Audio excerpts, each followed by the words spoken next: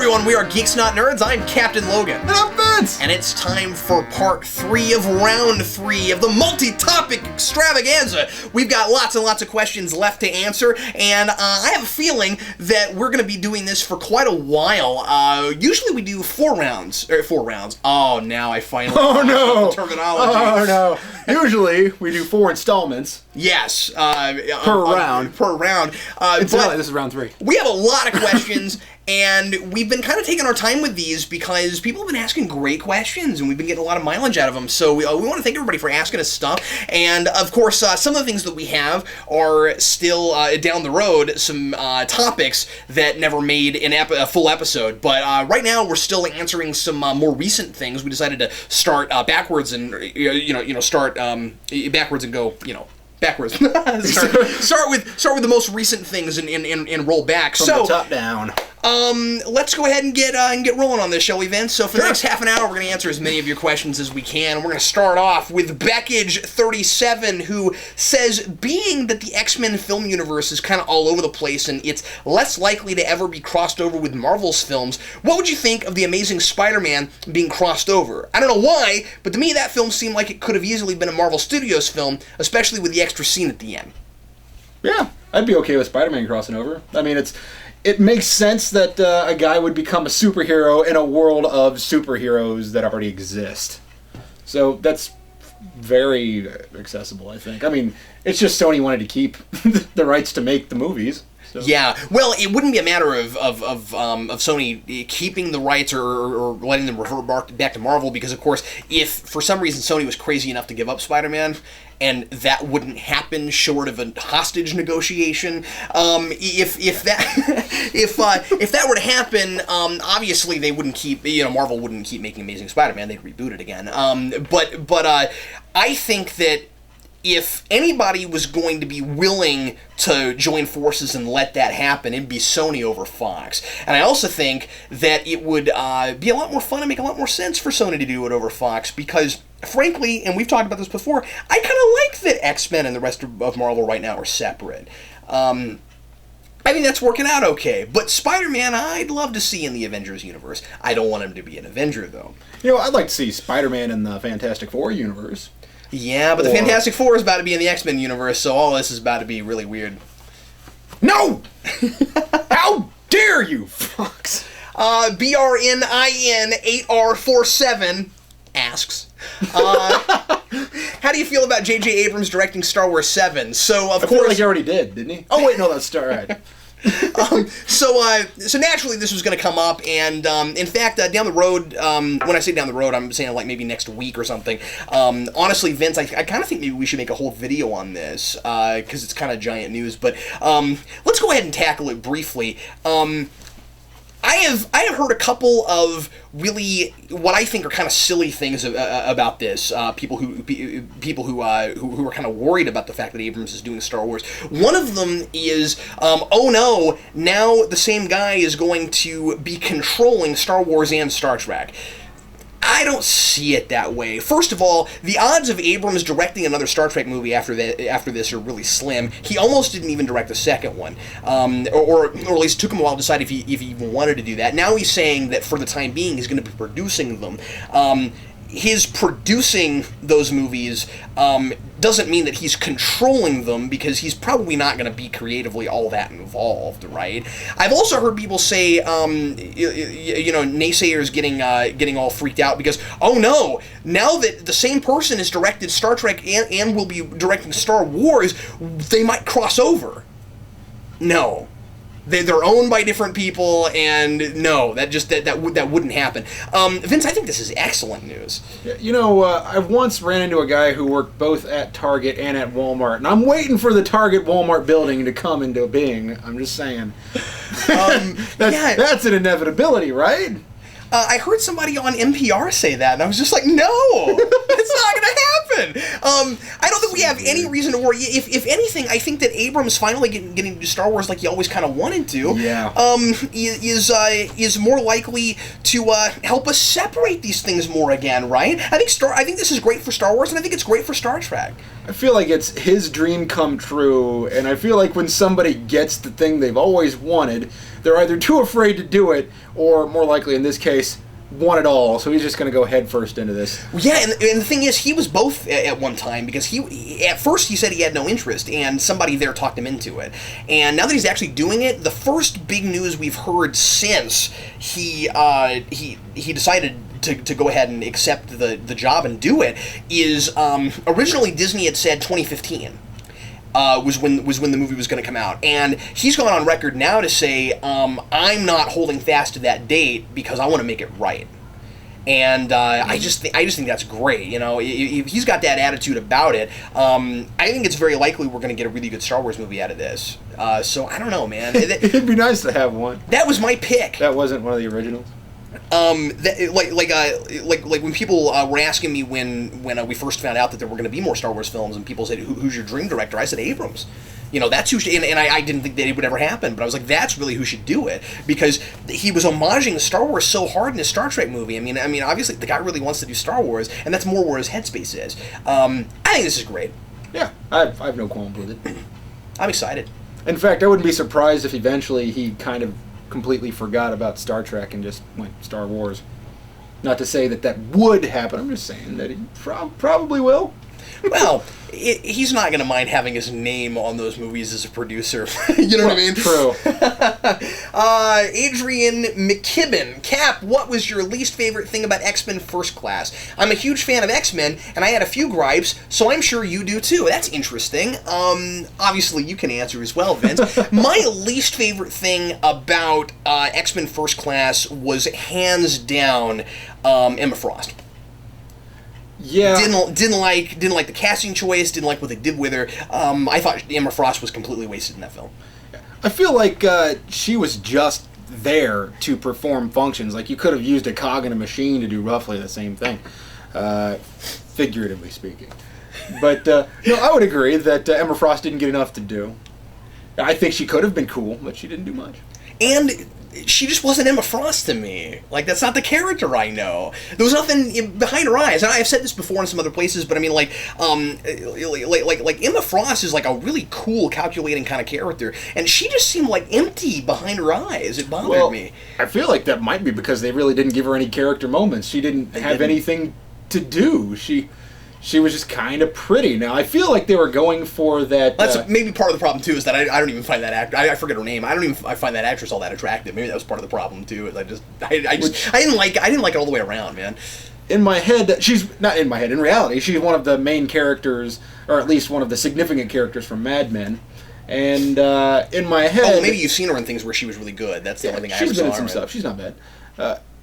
In my head, the reason they cast her and the reason they made the character look the way that she did, were they were trying to get that traditional female role. Like, here's a person that will know what it's like to be kind of unwillingly subjugated, but I feel like they made her into that traditional role anyway, and she's just like, I'm a robot. I'm going to do things that he tells me to do.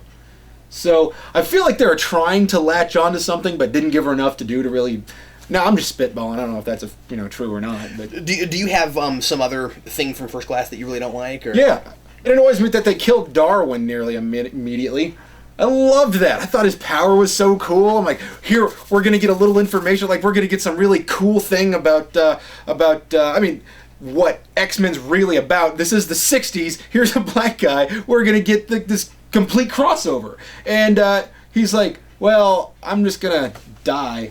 You know, that's a really good point. I didn't even think of it in the context of we're paralleling the kinds of problems we had with race with the problems that we've got in X-Men with mutant kind, and you kill off the token black guy. Yeah, that's. I mean, like people cried foul with that in Chronicle. This is worse. That it really bothered me. Now, granted, he died in kind of a noble way, but.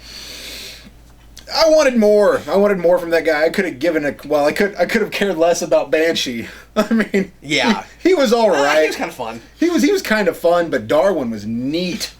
He just... he held himself interestingly. He seemed like a character that you wanted to latch onto. But who gets to survive? The girl with the butterfly, dragonfly wings? Just so that she can go off and be a bad guy? I could care less. Great question. Thanks for that. The Shinigami Zan fails. What do you think could have made the Star Wars prequels better? Better scripts. We're talking a lot about Star Wars today. Okay, so moving on. No. And no Jar Jar. Right? I think probably the biggest place that you needed to start there was just, well, two big things for me. One is having what? You got a joke, I can tell. The Benny Hill theme. No! Anyway, no, better, not more funny, but okay. Actually wants to be funny. Not like more intentionally funny, that wasn't the question. For me, one of the big things is a believable romance that doesn't sound like a Harlequin romance novel. That's the first big thing, and the second big thing is don't make, once he's a teenager, Anakin Skywalker already creepy. Because I felt like he was all the way through, you know?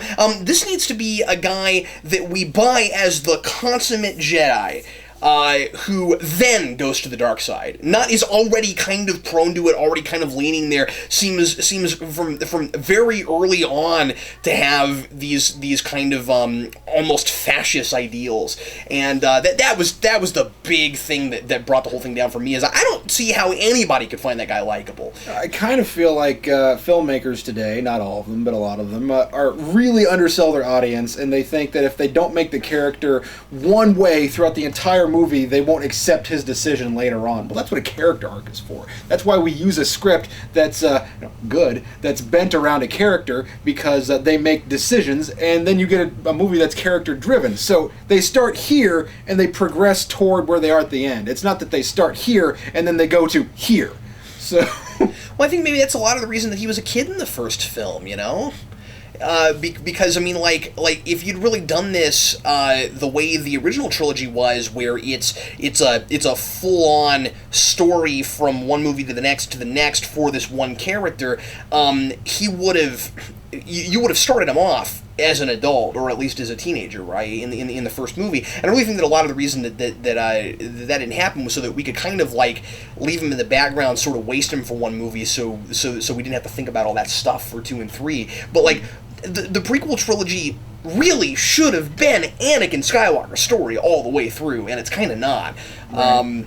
So anyway, I could talk about those all day. I also feel like people get hung up on the idea of an epic movie, and they want to make it an ensemble cast, and then they start making archetypes, and then they shove that on screen.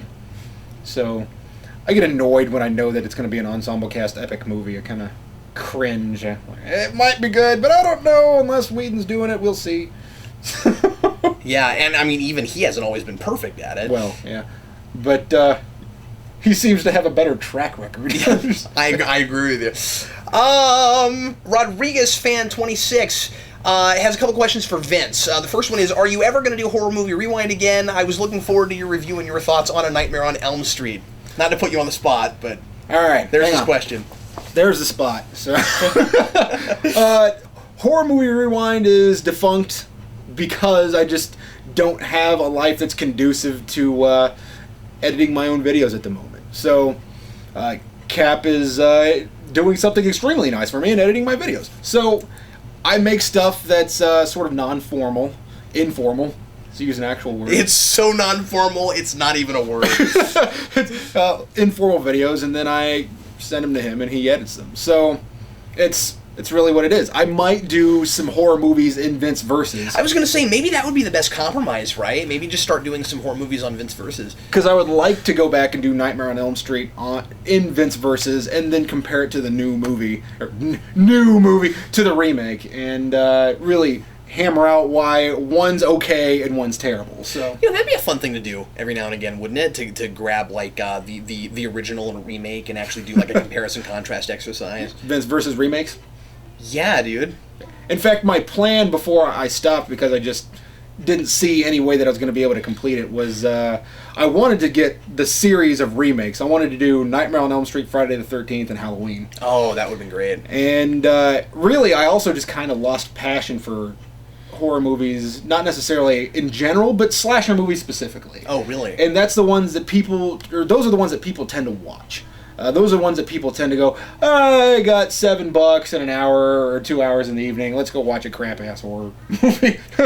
Excuse the language. A slasher movie. And I'm just not into slashers. I like things that are a little more cerebral. That's why I like things like Henry, Portrait of a Serial Killer. That's why I like American Psycho, Rosemary's Baby.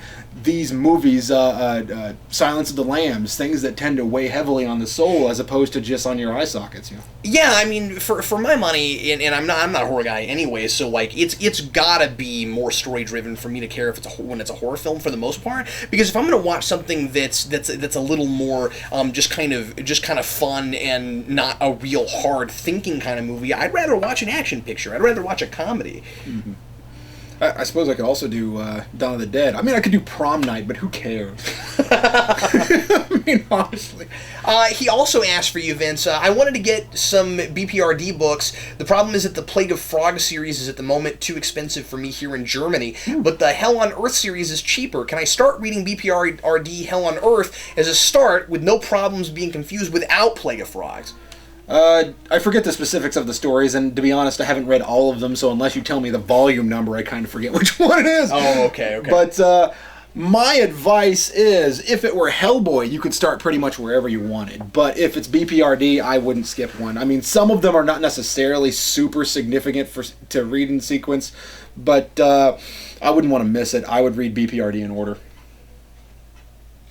Midnight Blaze, in recent years, what well-known theatrical movies that aren't adapted from any other sources can you think of, and what are your favorites? I know they're out there, but it seems like every time I check writing credits on movies, it's been adapted, remade, etc., and risks on new material direct to screen aren't being taken by studios as much. The first thing I want to say about that is we have a long, rich history of most movies being based on some kind of source material. Now, that's not to say that there aren't a lot of original screenplays, and that's also not to say that you're wrong and that there are lesser of them now than there used to be.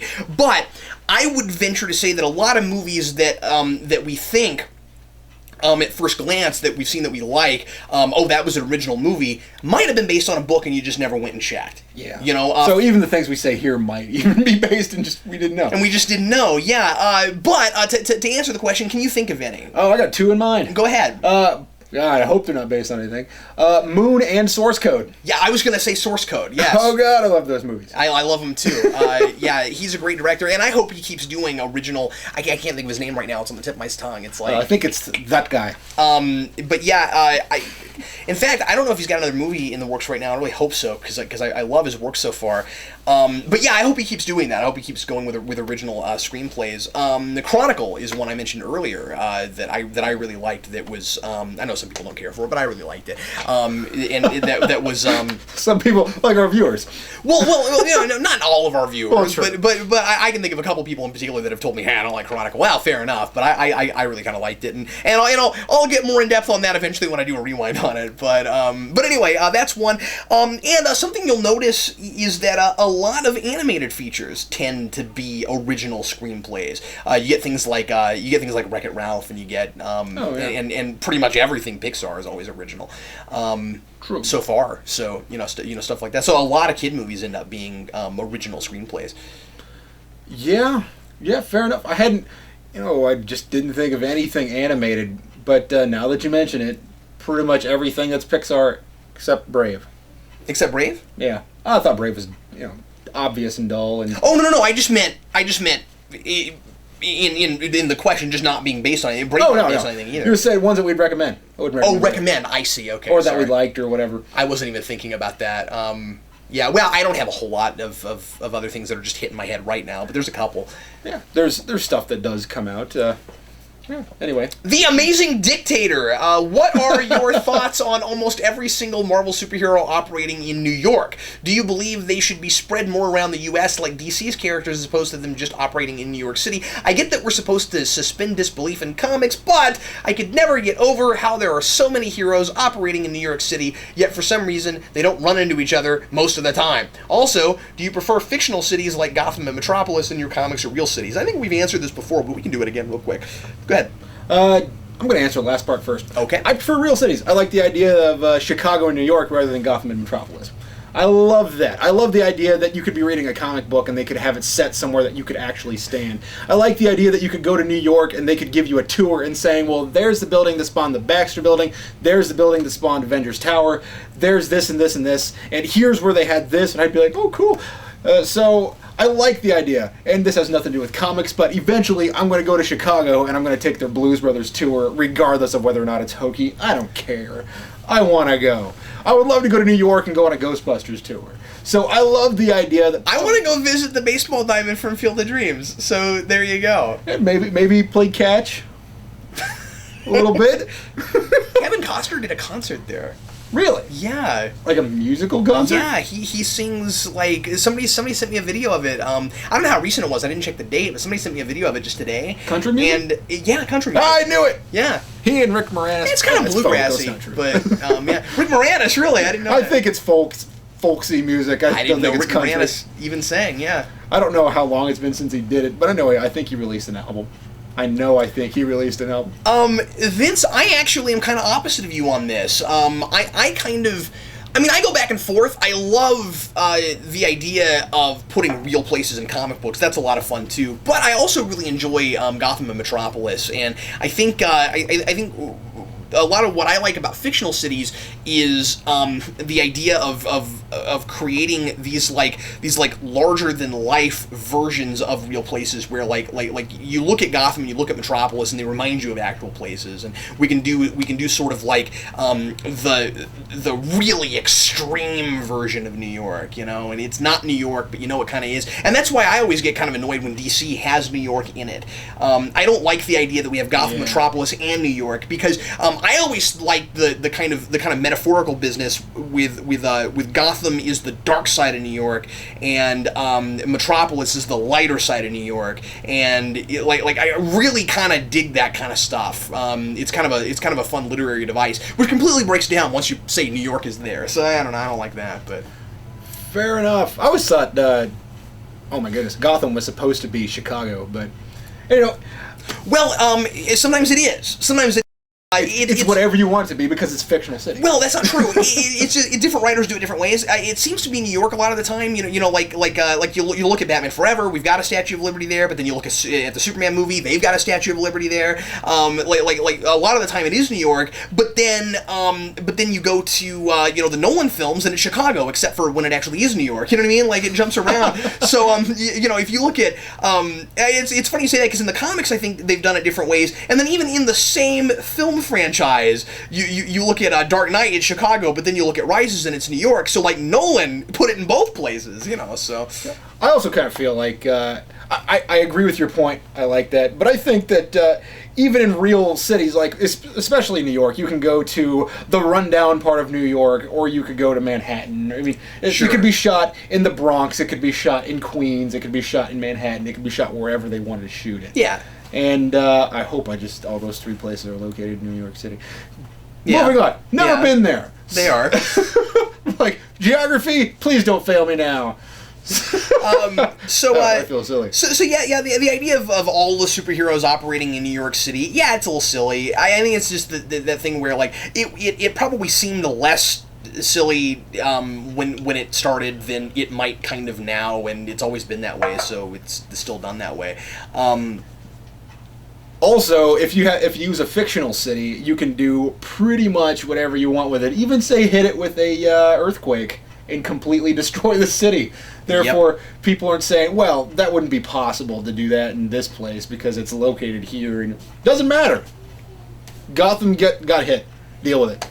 Yeah, well, and when we wiped Coast City off the face of the map. But anyway, they used a tornado. Let's try and knock a few more of these out. But he had one more part to his question. Yeah, I was trying to get there. But yeah, just the bit with you know, all the superheroes in New York. Oh yeah, that's right. Yeah. I've always kind of assumed that we tend to focus on the ones that are in New York, but there's lots of them everywhere else. I mean, of course, there's a Canadian team, there's an English team. Well, that's true. I mean, we do see other things. Although, if there are a whole bunch more in other places, we don't see them all, right? Because there's like 1,000 in New York. Yeah. I always kind of wonder, like, maybe this is just where all the supervillains hang out, so all the superheroes tend to congregate there. What did you guys think about the ending of Arkham City? Now, did you play Harley Quinn's Revenge? I haven't played that. The add-on. Yeah, no. So I can't speak to that because I haven't played that yet. I keep meaning to download it. I keep forgetting about it. What I want to know specifically is, do you think Batman should have died? Because I felt the game was setting things up for this, especially Harley Quinn's Revenge. I don't know about that. So I was disappointed that he didn't, especially since the games are part of the comic book continuity, so they could, or aren't, I guess he means aren't part of the comic book continuity, so they could kill him and still make money on other games. 1993. I think you would have had to have significantly changed the ending of that game, because I don't think you would have wanted Joker and Batman to die, right? Well, I mean, it'd be like the whole Doomsday thing where they hit each other and they're done.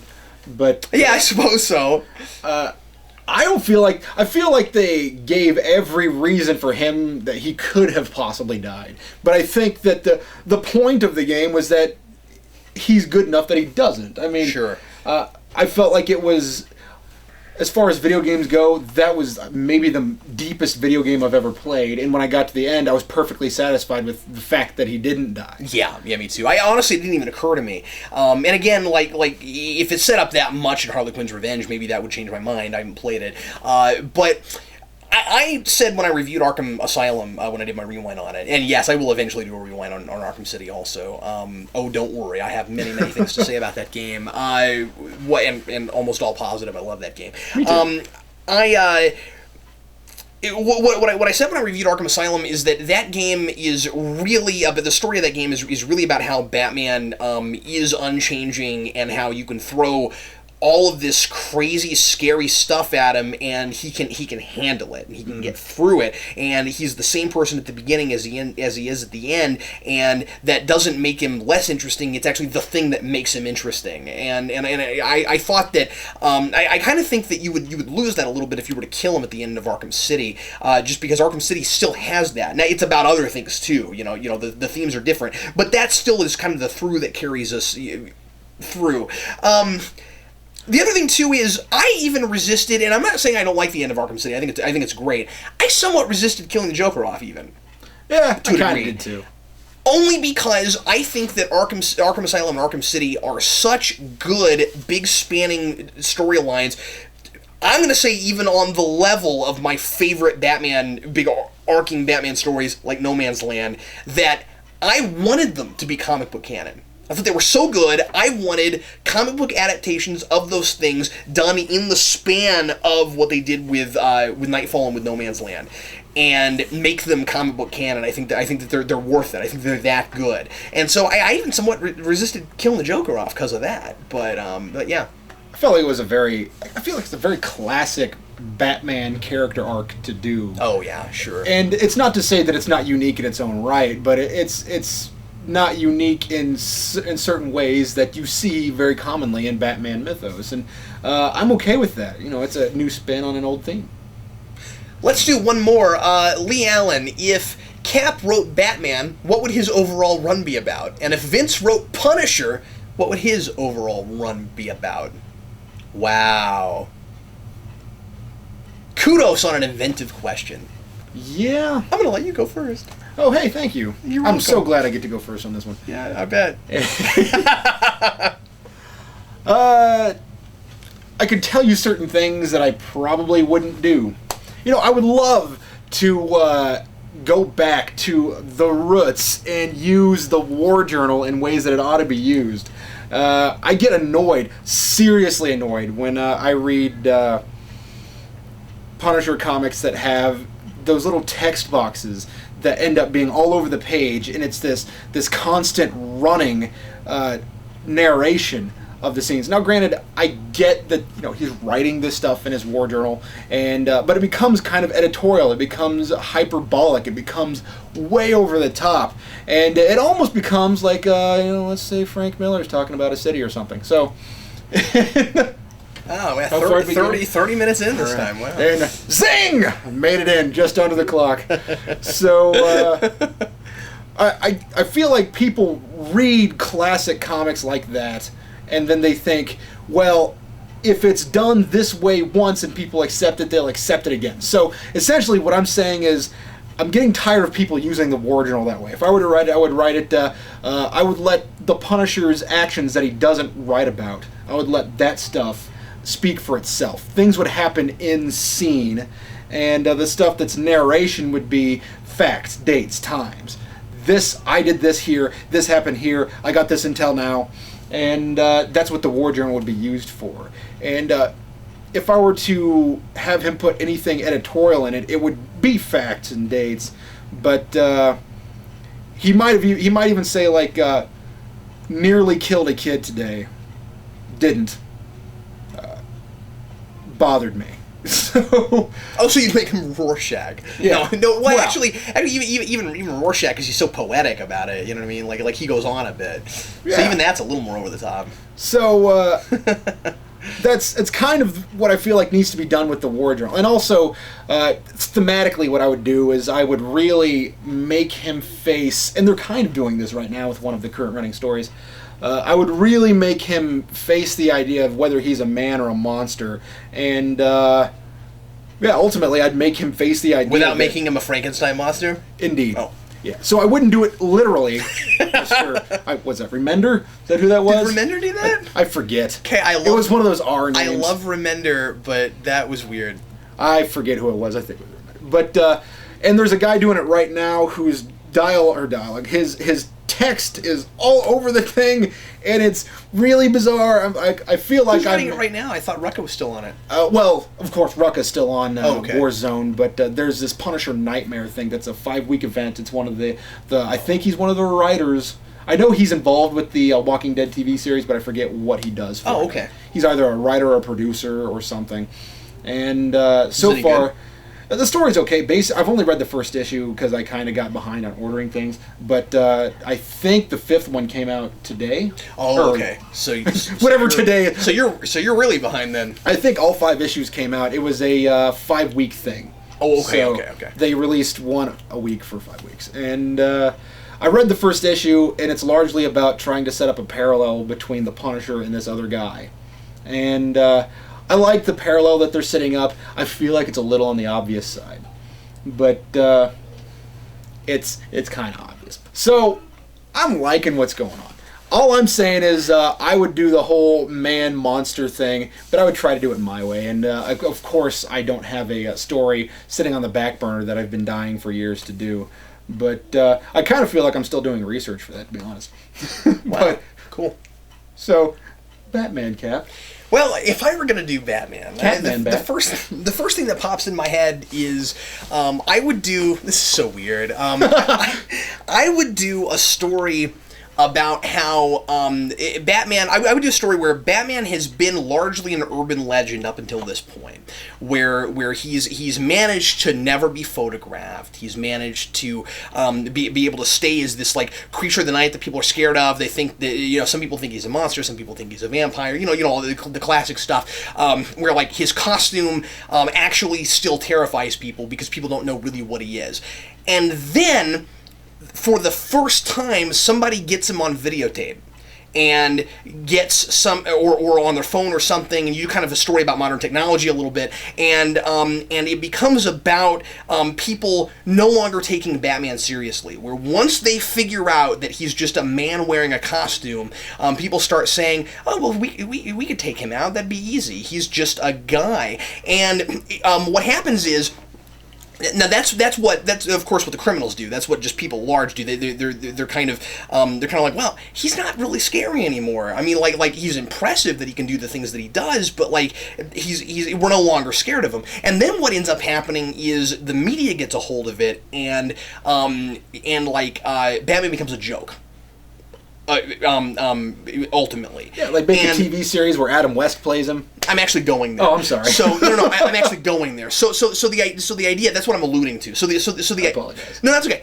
But that's what I'm alluding to. So the idea is people start kind of seeing him a little bit as more of the campy Batman, and then what I would do to kind of parallel all this is I would have all of the villains in my arc be new serious interpretations of 60s Batman villains that we don't use very often. So I'd put Egghead in there, I'd put King Tut in there, I'd put Ma Parker in there, and I'd make all these characters like these serious versions, and I'd use the old. If you haven't seen the episodes, you wouldn't know who I'm talking about. But anyway, so they what? Oh no, I'm go ahead and finish. So what I would do is I would kind of like have people think that Batman was campy, like see him that way, and then I would have Batman somehow bring back. I mean, I haven't thought this out. I just came up with this while we were sitting here talking. It's very intricate for something you just came up with. I just thought of this while we were talking. So then what I would do is I would take I would have Batman kind of get back his reputation through defeating the villains that we remember as campy that aren't campy. I like that idea. That's how I do it. I think that's cool. I think there is a very traditional mob boss story about a female mob boss that's really her soldiers are just kids, but I think her name's Mob Barker. Yeah, that's where they got it. So I just went, really? They even did something? It's like, maybe I should go back and watch this show. Yeah, that's where they got them. I was like, cool. So that's what that face was about. I was like, am I remembering this right? Yeah, there's some fun, clever stuff like that in that show. Yeah. Well, anyway, everybody, thanks a lot for watching the multi-topic extravaganza. Vince, part 3 of round 3. Salud! And we'll see you next week with part 4. Lots more questions to answer. Of round 3. of round 3. Thanks a lot for watching. I'm Captain Logan. And I'm Vince. We'll see you later.